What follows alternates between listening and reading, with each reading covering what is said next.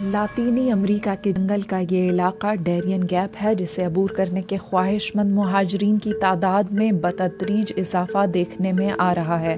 تاہم تارکین وطن باشندوں کے لیے یہ ایک خطرناک ترین گزرگاہ ہے۔ 100 کلومیٹر کے رقبے پر محیط یہ لمبا اور گھنا بارانی جنگل کولمبیا اور پاناما کو آپس میں جوڑتا ہے۔ تارکین وطن کے لیے درست سمت کا تعین کرنا یہاں تقریباً ناممکن ہے، کیونکہ یہاں سڑک یا پگڈنڈی تک کچھ بھی موجود نہیں۔ اس جنگل میں سفر کرنے والوں کو صرف آلودہ پانی اور زہریلے جانداروں کا ہی خطرہ لاحق نہیں، بلکہ ڈکیتی اور ریپ تک کا بھی سامنا کرنا پڑ سکتا ہے۔ یہ خوفناک ہے۔ ڈھلوان پہاڑ، سیلابی ندیاں جنہیں آپ کو رسی سے عبور کرنا پڑتا ہے، آپ کو اپنے بچوں کی زندگیاں خطرے میں ڈالنا پڑتی ہیں۔ میرے پاس الفاظ نہیں ہیں۔ میں خدا کا شکر ادا کرتی ہوں کہ ہم یہاں تک پہنچ گئے ہیں اور یہ بھیانک خواب اختتام پذیر ہوا۔ یہ بہت کٹھن تھا۔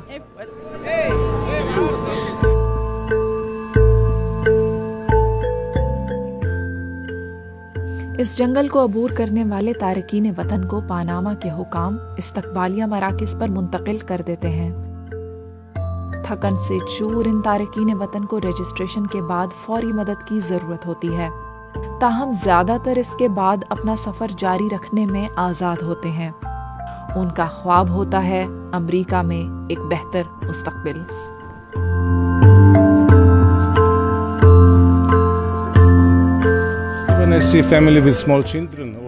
خاص طور پر جب میں کسی ایسے خاندان کو دیکھتا ہوں جس میں چھوٹے بچے ہوتے ہیں یا معذور لوگ، تو ان کے لیے ہجرت بہت مشکل ہوتی ہے۔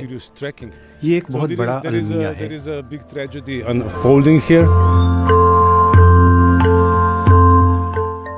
یورپی یونین نے تارکین وطن کی امداد کے لیے 2.7 ملین یورو کی رقم کا اعلان کیا ہے، لیکن ناقدین کا کہنا ہے کہ پاناما کی حکومت اس مسئلے سے نمٹنے کے لیے خاطر خواہ اقدامات نہیں کر رہی ہے۔ مقامی حکومت کا کہنا ہے کہ اسے بین الاقوامی مدد کی ضرورت ہے۔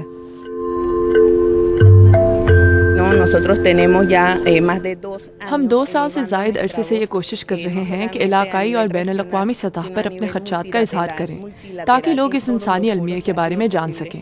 ہم تنہا یہ کام نہیں کر سکتے، ہمیں معلومات کی ضرورت ہے۔ ہمیں ان ممالک سے تعاون کی ضرورت ہے جو اس ہجرت کا حصہ ہیں۔